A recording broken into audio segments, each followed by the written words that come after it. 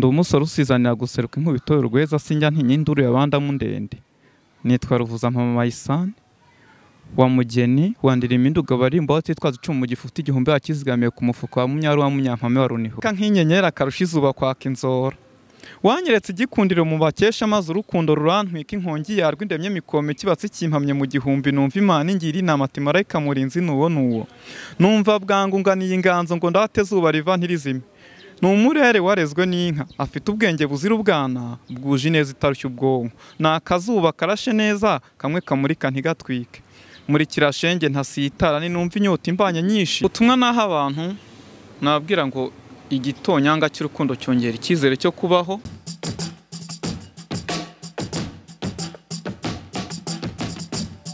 Ndagusuje wowe wakoze subscribe kuri yawe TV wakoze cyane kubana natwe kujya kurikirana ibiganiro tubagezaho umunsi ku munsi tuba tubaye ikaze muri stories zitandukanye tuba turimo. Ariko mbere ko dutangira ikiganiro cyacu reka maze ngubise ko dufite website kugezaho amakuru yizewe abavugwa hirya no hino ku isi ni yawe tv.com. ushaka kumenya amakuru rero abavugwa ku isi dutuye bugomba gusura yo website ukamenya isi bayerekeza. Ikintu cya mbere na amakuru reka twibanire mu kiganiro cyacu cy'uyu munsi turi kumwe n'umujene tugiye kuba tuganira uraza kuba usobanukirwa cyamugenza icyaje kuganiriza abakunzi ba yawe TV muri rusange. Turaza gutangira tuguha ikaze kuri yawe TV. Murakoze cyane. Amahoro.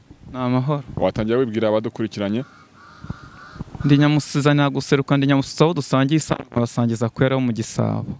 Ndi umusore usizanira guseruka inkubito y'urweza sinjya ntinya induru yabandamu ndende.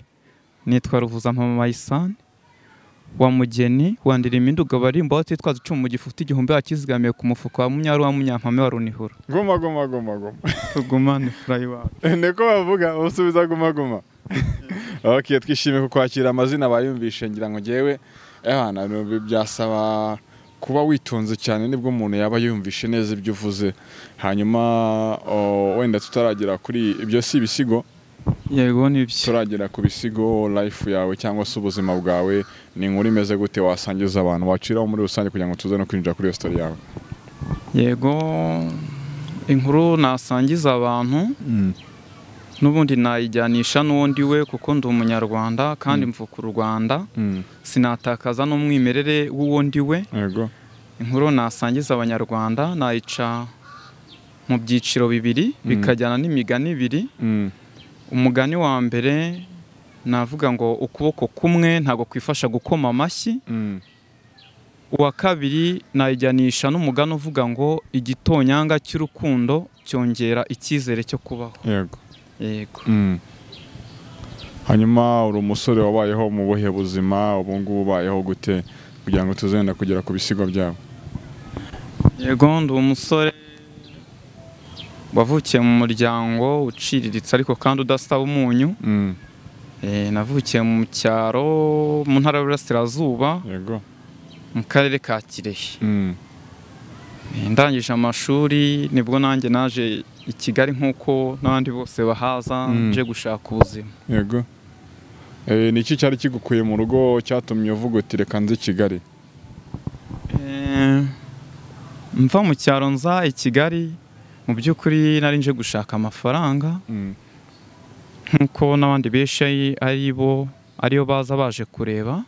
Nanjye nari nje kureba amafaranga kandi naje nibwira ko nzaba umukire ko nzanongera ibintu mu bindi.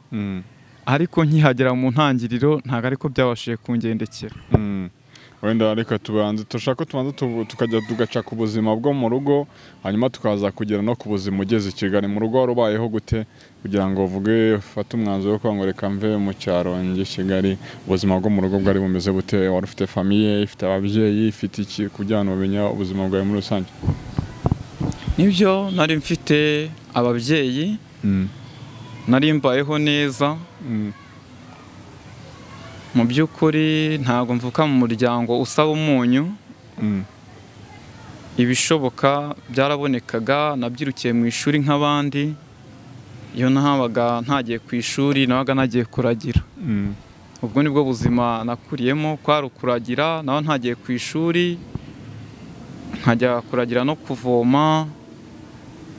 ubundi buzima bukaba ari ishuri nuko byari bimeze. Wari ufite ababyeyi bose? yego ni iki se waburaga cyatuma uvuga ngo reka njye i Kigali gushaka akazi?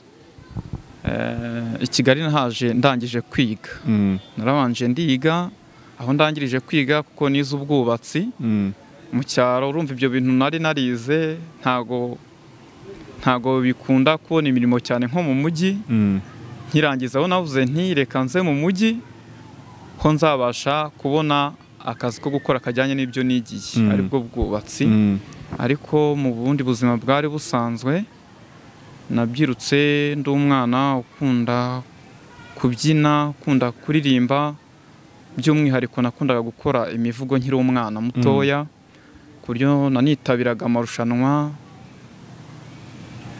nkabasha kubona udufaranga dukeya turingane, ariko twatumaga mbasha kwibeshaho. Nyine nakubaje ngo wari ufite ababyeyi, kuri mvuga ngo udufaranga duke twatumaga mbasha kwibeshaho, wagira ngo inshingano zo kwibeshaho niwe zarebaga, ntabwo wari ufite ababyeyi. Abantu bamenye basobanukirwe neza byari bimeze bite? Yego, ababyeyi nari mbafite kandi bose. Igituma ndimo mvuga kwibeshaho nuko hari utuntu tumwe na tumwe uba ukeneye nk'urubyiruko, nk'umwana, ariko utapfa kubwira ababyeyi ngo ngurira iki, rimwe na rimwe n'igihe batabasha kuba babyumva. Yego. Hanyuma i Kigali wahaje se hari abantu wari uhazi? Wahaje mu buhe buryo? Yego, i Kigali mpaza hari abantu nari mpazi. Yego. Uhaza ni akahe kazi wahereyeho?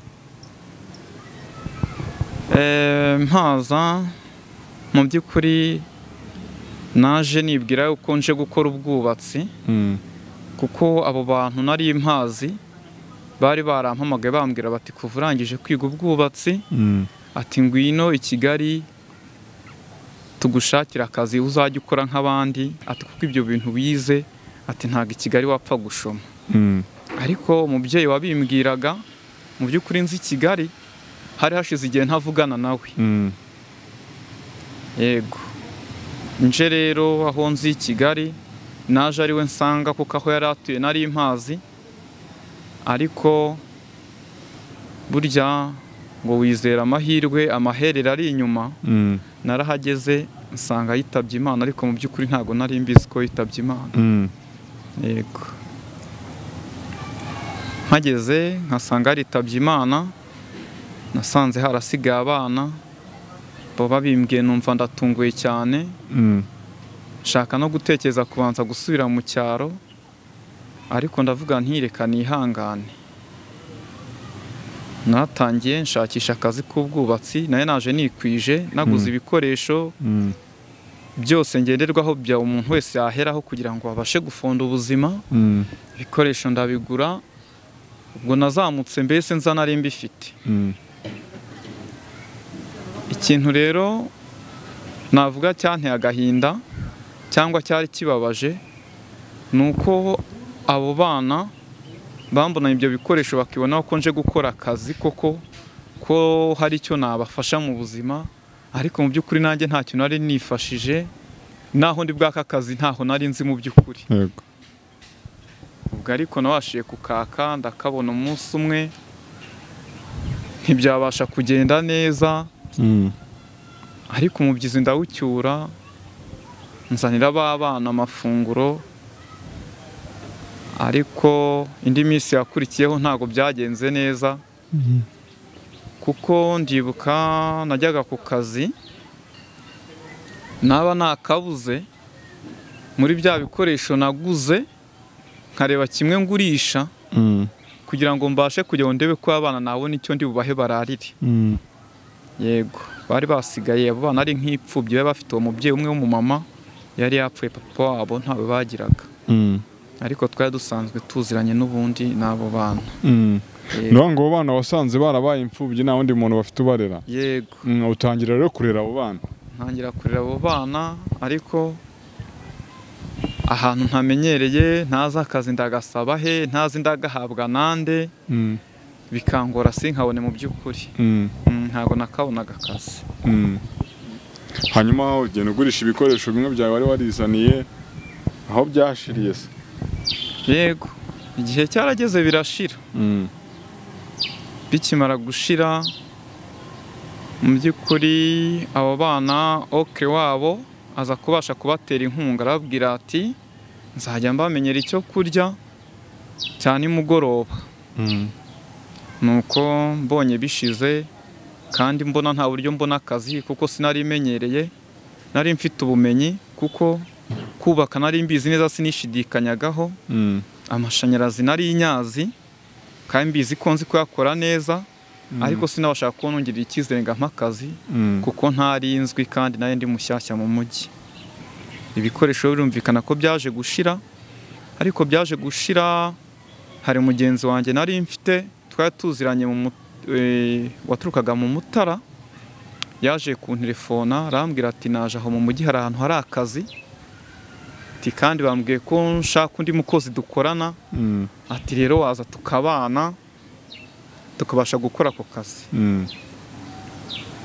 Ari byo nabwiye nti igitonyanga cy'urukundo cyongera icyizere cyo kubaho. Mu by'ukuri ibyo bikoresho bigishira natekerezaga ko ngiye gutaha, ariko nkagira isoni tese byashije hashize ukwezi n'ibyumweru 2 nje i Kigali, ko maze ibyumweru 2 ndataha nta kintu ntahanye, ubundi abantu nasize mu cyaro barambona bate.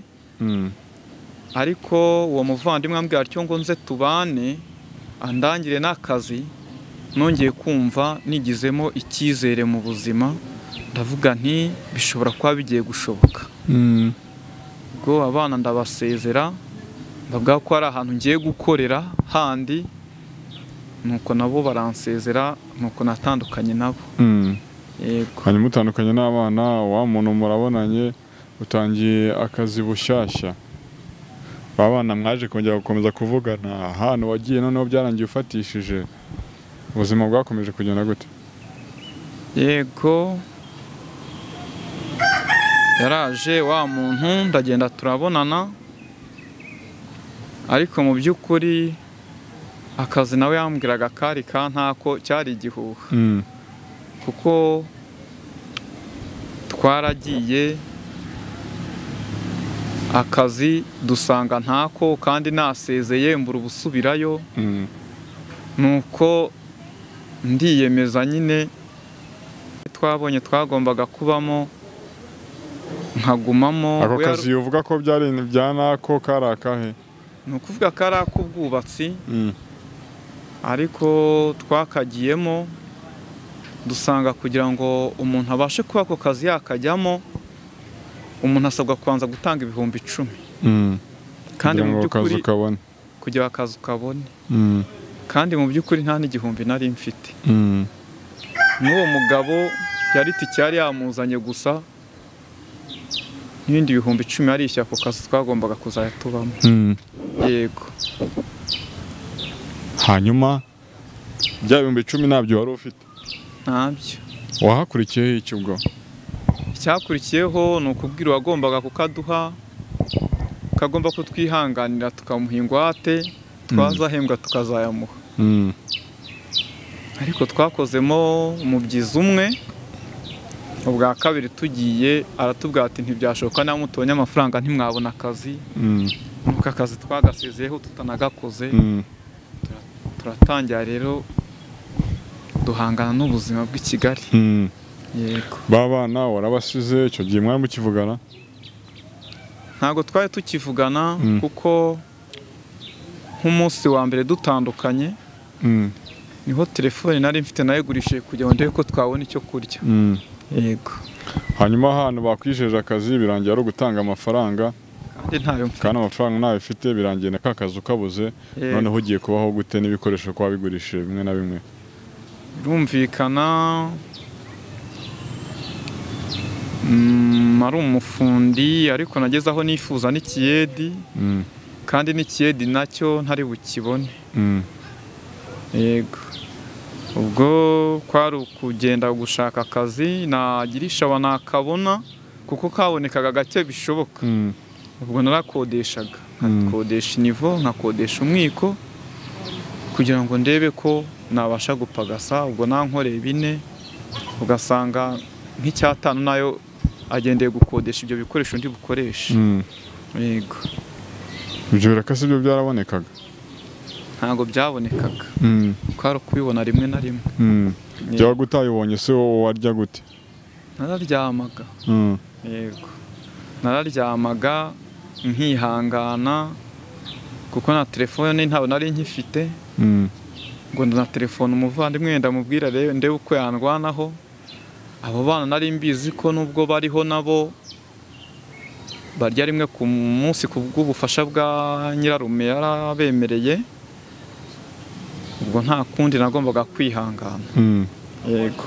Hanyuma aba muri ubwo buzima bukakaye gutyo biza kugira iherezo riheze. Ubu ngubu wenda umuntu arabona usa neza, ariko wenda waraciye mu bintu bikomeye. Kuba muri ubwo buzima bwo gukodesha imyiko n'inivo ukagera kubona ikiraka rimwe na rimwe ukaburara ubundi nturye, ukaba muri ubwo buzima bwaje guhinduka ryari? Yego, ubuzima guhinduka ni bya ndi nakubwiye ngo igitonyanga cy'urukundo cyongera icyizere cyo kubaho. Ubuzima bwanjye guhinduka ni umuntu nari ndyamye aho muri iyo ghetto, numva umuntu arimo aganira ati hari umukire nkorera ariko akeneye umukozi wo bafatanya gukora muri kenkayori, ariko arashaka umuntu umeze nk'ujijutseho ukuntu usobanukiwe ibintu by'ubwubatsi. Yabiganiraga mugenzi we ariko ndyamye mbumva. Ndita mu gutwi, ndangije wa muntu wabiganiraga agenda ndamwegera, ndamubwira nti ako kazi nagashobora. Arambwira ati ntago nkuzi, ati ntago nakurangira ahantu kandi ntakuzi, ati kuko uvuye aho hari ikibuhakora sinazamenya aho nzakubariza. Mu by'ukuri ntago twari tuziranye. Uwo muntu ndangije ndamubwira nti mbabarira ndashaka akazi ukandangire rwose, nzaba inyangamugayo nta kibi nzahagutezaho ikibazo. Narambwira ati kugira ngo mpakurangire ni uko ugomba kumpa 10,000. Nanone nawe akwaka amafaranga? Yego. Kandi mu by'ukuri ntawe nari mfite. Nakomeje ndamwinginga, mbona ngiriye impuhwe. Arambwira ati nta kibazo, ati ngwino nkujyane ariko urampa ingwate nyerekaho ko ibyo 10,000 kuzabimpa, akazi ntuzakageraho. Nuko ndabimwemerera, duhana gahunda ko ruke tukagenda kureba akazi. Turangije buracya mu gitondo nukaranjyana, nibwo yanjyanye ku kazi. Na n'uyu munsi nkiriho nkikora. Aho nkibarizwa uwo munsi n'uwo muntu yabashije kuhanjyana. Yego. Hanyuma none twigire ku by'ubusizi. Ubusizi bwo bwaje kuza gute? Ubusizi nk'uko nabikubwiye nabikunze nkiri umwana, kuko njya nibuka natangiye guhimba imivugo mfite imyaka 5, ariko nkabikomora kuri data, kuko nubwo nakubwiye ko dutuye mu karere ka Kirehe ariko duturuka i Nyanza. Data yari intore, yarahamirizaga. Sogokuru wanjye nawe uruherekane mvugo rukambwira yuko nawe yuko ari intore, ko yahamirizaga ibwami. Kubera data ari intore nakuze mbyiyumvamo, nanjye numva ndabikunze. Ndabyibuka za 2004 2005 nibwo natangiye kuzanitabira amarushanwa y'ubumwe n'ubwiyunge, nkazajya mpimba imivugo. Aho ngereye mu ishuri ho bifata urundi rwego, kuko nakundaga kuba uwa mbere. Nta gikombe cyakundaga kunshika cyane iyo habaga habaye amarushanwa y'imivugo.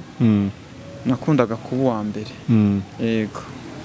Ubwo sigaho gato no gusiga? Yego. Ngiye kuvuga ngo usigeho gatoya kugira ngo abantu badukurikiye banze kumva niyo mpano ufite yo kwimeza. Yego. Umutima ukeye uzirike manjye amahoro asendere yazirikiye umubiri ukeye kurusha icyansi bwuzu bwuje inseko itaryarya uwo n'izuba riva ntirizime. Ni ikirezi cyaka nk'inyenyeri akarusha izuba kwaka inzora. Nari ndyayo ariko numvaga ese kaba gatoya. Yego. Komezaho gatoya twumva numvishe bisa n'ibiryoshye mukuntu. Wanyeretse igikundiro mu bakesha maze urukundo rurantwika, numva Imana ingiri na mati marayika murinzi nuwo. Numva bwango ngani inganzo ngo ndate zuba riva ntirizime. Ni ikirezi cyaka nk'inyenyeri akarusha izuba kwaka izora. Afite ubwenge buzira ubwana bwuje neza itarushya ubwonko. ni akazuba karashe neza kamwe kamurika ntigatwike, murikira shenge ntasitara numva inyota imbanye nyinshi, undeke nshoka iriwanya boshya ryoshye inyambo kwibaruka inyamibwa. Goma icyo cyitwa ngo iki ubwo ngubwo? Akita zuba riva ntirizime. Ubwo se si nk'umukunzi ububwira? Yego. Ni inkuru mama, ni true story? Yego. Ni umukunzi wawe wabwiraga? Bon, ntago ari umukunzi wanjye nabwiraga, ariko ni inganzo yanjemo, numva ko hari nk'umuntu nkunda kuruta abandi nshobora kuba nabimubwira, namubwira amagambo ahimbitse, nuko mpimba icyo gisigo nkita zuba riva ntirizime. Yego. Zuba riva ntirizime. Yego. Ubwo butumwa bwakujemo gute? Ubwo butumwa kugira ngo bunzemo mu by'ukuri icyo gitekerezo cyanjemo ngendeye ku rukundo niyumvagamo njyewe ubwanjye, n'imvugo shusho y'uburyo nabonaga umukunzi wanjye mu bitekerezo byanjye. Nkumva nibyo namubwira umukunzi wanjye. Ubwo rero nkoramo igisigo nkita zuba riva ntirizime. Yego. Hari ikindi wigeze ukorera ku buzima waciyemo? Igisigo? Yego kirahari. Kinyuzeho twumve. Icyo nakoreye ubuzima naciyemo kuva nkiri umwana. Yego. Oya, icyo ntacyo. Icyo wari utubwiye ni ikihe? Mfite icyo nagiye nkora ngendeye ku buzima igihugu cyacu ko gihagaze, cyangwa uburyo iterambere rigiye rimeze mu Rwanda. Yego, kishyiraho twumve. Nacishaho gatoya. Yego, nta kibazo. Icyo nakise ntakanyura umwanzi, ntago kirabasha gusohoka ngo kibe cyajya kuri YouTube channel yanjye, ariko kiri mu nzira nicyo nzakurikizaho. Yego. Bakita ntakanyura umwanzi. Ngarutse inganzo mfite umurego mu mperuka nkirakana ntaramamizwa ngo mvuge ubwato twaye iterambere mu Rwanda. Wowe nsogongeza kwiyi nganzo kunda wumve mvuge ntavanga mvubura inganzo zirakuganzwa igamburuza abagambanyi. Waba ubunziye mu mahanga cyangwa wiyitana impuguke, reka kutwita impunguke uhunguka ujyane natwe mu rugamba rwo kwiyubaka rugamburuza abagambanyi. Nyiri igikundiro umviye intero kwikubitiro wimika amahoro za kwitorero ryo kwitetero idutoza umumaro w'ingirakamaro nta mufuragiro tugenda ijabiro cyangwa gahindiro mucyura buhoro dutera icyuhagiro twitetere bitinde twinikiza izo mbye y'imyaka izana amahundo nta nzira y'umuvundo dusanganwe nirondo. Wenda icyo kinyarwanda se ko kiba ari cyinshi kandi kuri ubu ngubu ku rubyiruko kumva ikinyarwanda nk'icyo ngicyo ko bigoye, wowe ni ibintu byakujemo gute? Urubyiruko rw'ubu ngubu ko wumva ibyo bintu uvuga benshi basobanukirwa gake, kuvuga ngo igisigo n'umuvugo ngo bitandukaniye he, cyangwa se icyo kinyarwanda ukoreshamo hari benshi cyagora? Yego, nibyo birashoboka, ariko icyambere ni ukubikunda ukabyiyumvamo, ariko uwo ngo yumva cyamugora nabanze atekereze uwo ari we, yibaza ati ndinde, nkomoka he.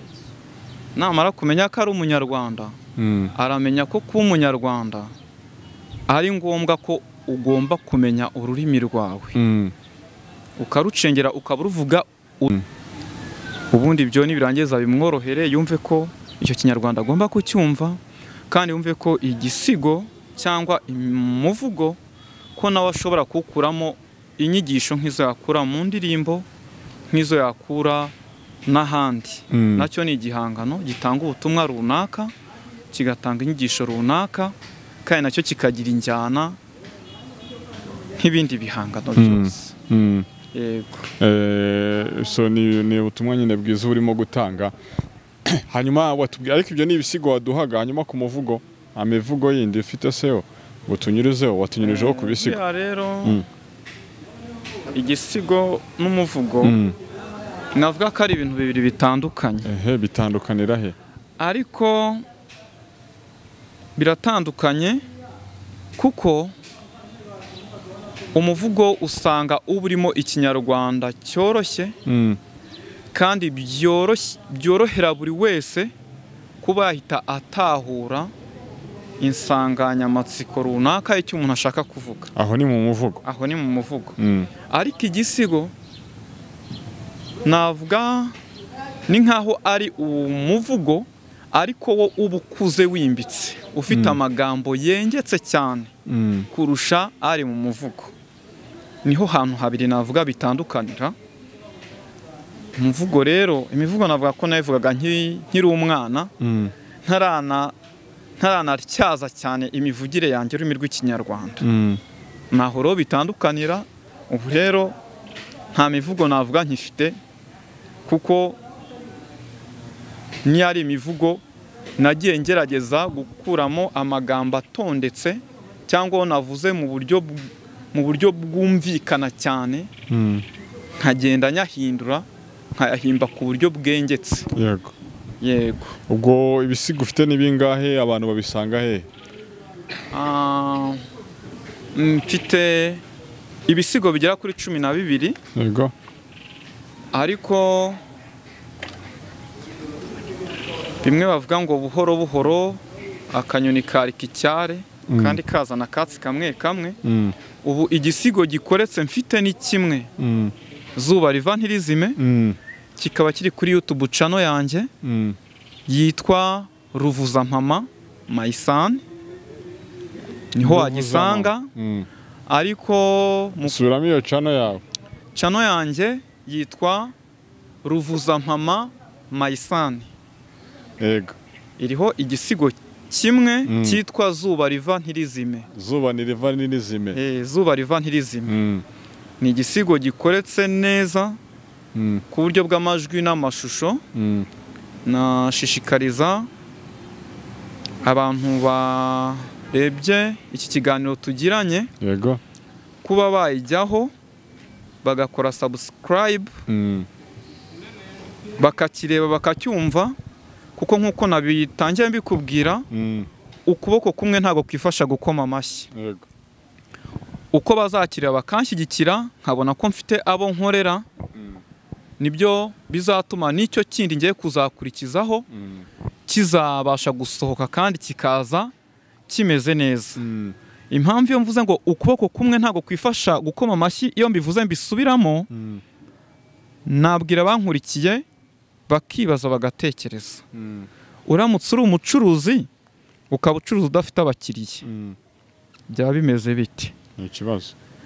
Uramutse ukora umwuga w'itangazamakuru nka televiziyo, ukaba udafite abayireba, waba ukorera abandi.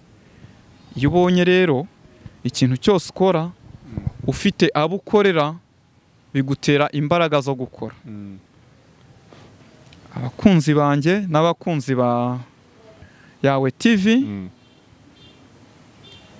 bakora subscribe kuri Yawe TV, bakanakora subscribe kuri YouTube channel yitwa Ruvuzampama Maison, cyangwa bagasacinga igisigo bita Zuba riva, ugasiga akanya ntirizime, bityo nkabasha kubakorera ikindi mbafitiye byinshi kandi byiza. Hamwe namwe mumfashije n'Imana, ibyo byinshi mfite nzabasha kubibagezaho, kandi ndabizi bizabashimisha kuko birengetse, ntago ari inkenekene. Icyo cyo nakibasezeranya, ntago ari inkenekene, birengetse. Mukomeze munshyigikire, ibyo byinshi mbafitiye kugira ngo nzabashe kubibagezaho biri mu munyu, bimeze neza cyane. Mbese iyo channel yawe ko ifite izina rero, ubwo ntago rigora abantu? Yego nibyo. Abantu benshi bakunda kubimbwira, kuko hashize dukwanye iki kiganiro n'umunsi wa 5 mbashe kuba mfite iyo channel. Ariko ni bya bindi nakubwiye, nta kintu kigoranye mu muco wacu. Niba uri umunyarwanda, izina Ruvuzampama ni izina ry'ikinyarwanda, ntago rigoranye, waryandikamo Ruvuzampama Maison. Yego. Numva ko ritagoranye kandi naryo riba rifite ubusobanuro, kuko Ruvuzampama, impama impama ni amacumu ubundi muco nyarwanda impama mu rurimi rwacu impama ni amacumu n'ubwoko bw'amacumu iyo hajeho rero ruvuza mpama ni umuhanga mu gutera ayo macumu iryo rikaba izina ry'intwari yo ku rugamba yego. Okay, hanyuma turimo turagana no ku musozo, wenda tugana ku musozo uraza kongera dusubiremo icyo gisigo cyawe nakunze cyane, zuba niriva nirizime. Ariko mbere ko tugana ku musozo, ukurikije ubuzima waciyemo, ahantu wagiye ubona akazi bakakaka amafaranga, byo n'ubuhe butumwa abantu umuntu ujya gusaba akazi ugasanga kondisiyo zindi bagombye kubanje kumwaka zitandukanye nizo ko yakora akazi neza, ubwo ibyo asabwa kugira akabone? Ubutumwa naho abantu nababwira ngo igitonyanga cy'urukundo cyongera icyizere cyo kubaho. Igikorwa gitoya wakorera mugenzi wawe ugiye kumufasha cyiza gishobora guhindura ubuzima bwe akamera neza. Wowe ugenda kurangira umuntu akazi cyangwa guha umuntu akazi kwanza kumwaka ikintu, jya umenya ko ushobora kumudindiza kandi hari ubumenyi runaka afite akagombye kuba yatanga, tukubaka igihugu, akubaka n'umuryango nyarwanda, nawe ubwo akiyubaka. Iyo umwatse amafaranga ntayo kandi afite ubumenyi, ntago ari wenyine ubudindije n'igihugu. Ibyo bintu wabireka ugashyira imbere urukundo, ukumva ko niyo cyaba ari igitonyanga gitoya cy'urukundo uhaye mugenzi wawe, ko cyamwongerera icyizere cyo kubaho. Murakoze. Hanyuma turasoje rero, watunyura kuri icyo gisigo dusoza, hanyuma akagira n'ubundi butumwa wakibutsa n'iyo channel yawe, hanyuma tugasana ku musozo tukakureka ukajya muri gahunda zawe, dore ko nyine ufite n'akazi uba wasize hanyuma ukagasubiramo. Murakoze cyane. Igisigo cyanjye nakongera nkagira amabango make yambaho. Yego. Bakita zuba riva ntirizime, kiri kuri channel yitwa Ruvuza Mama Isani.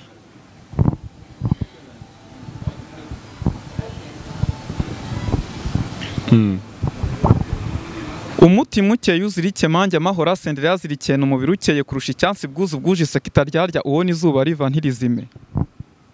Ni ikirezi cyaka nk'inyenyeri akarusha izuba kwaka inzora. Wanyeretse igikundiro mu bakesha maze urukundo rurantwika inkongi yarwo indemye mikome kibatsi kimpamye mu gihumbi, numva Imana ingira inama ati marayika murinzi nuwo numva bwangunganiye inganzo ngo ndate zuba riva ntirizime. Ni umurere warezwe n'inka afite ubwenge buzira ubwana bwuje neza itarushya ubwonko. Ni akazuba karashe neza kamwe kamurika ntigatwike. Muri kirashenge ntasitara ni numva inyota imbanye nyinshi undeke shoka ibanya boshya ryoshya inyambo kwibaruka inyamibwa. Vurugu umutozo uravuruga, amatara abyaye areshya amavuta, amanota ni yose buto butoshye. Fata umutozo ugira umutuzo, mfite amatungo ndema bugingo, umutima utohagirana itoto, umuteto wihariye ubutoya, uba umutako umutima wanjye. Nzakugurira gitare icyatebeje umukondo kigasa n'umukobwa wakinywereye umuhondo. Nzakugurira bihogo byahogojwe n'ihundo, bizaguhunda yera uzahora uri ihoho rimwe risa n'ihogoza. Nzagura nabugondo izakamwaho umuhondo uzaramira ibibondo.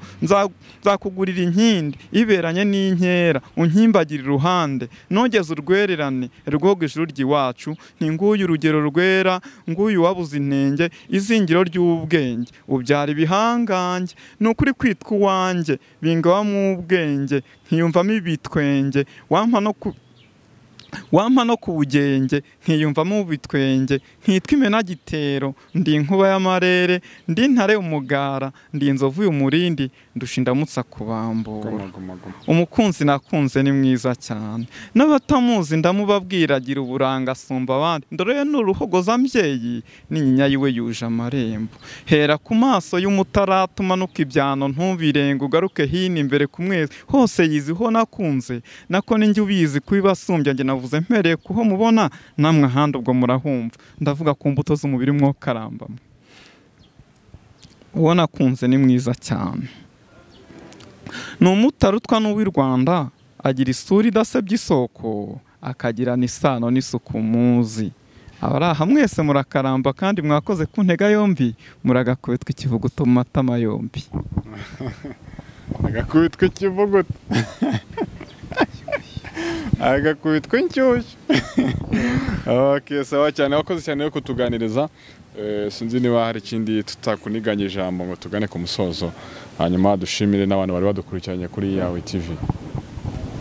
Yego, ntaka kubabwira igishyashya nababwira cyangwa se gisanzwe, tugira urukundo. Igitonyanga cy'urukundo gitera icyizere cyo kubaho, kandi ukuboko kumwe ntago kwifasha gukoma amashyi. Murakoze, nubwo butumwa numva natanga, kandi nashimira Yawe TV kuba mwabashije kumpa umwanya mukananganiriza, kuko hari benshi batajya batanga amahirwe. Ariko mwe mbashimiye ko muri itangazamakuru ryiza ribasha guha abantu umwanya, kandi nta kindi kibyihishe inyuma. Ibyo nabibashimira. Imana ibaha umugisha utagabanyije. Amen. Yego, nimwishyuke mu Rwanda. Okay. Mwakoze cyane kudukurikirana, kubana natwe mukomeze kunogerwa n'ibiganiro tuba tubagezaho 5 kuri 5. Reka dushimire na Bwana Tuyisenge ubagezaho iryo shusho ryiza cyane. Okay. Reka dusubire mu biganiro byacu bitaha. Amahoro y'Imana abane namwe.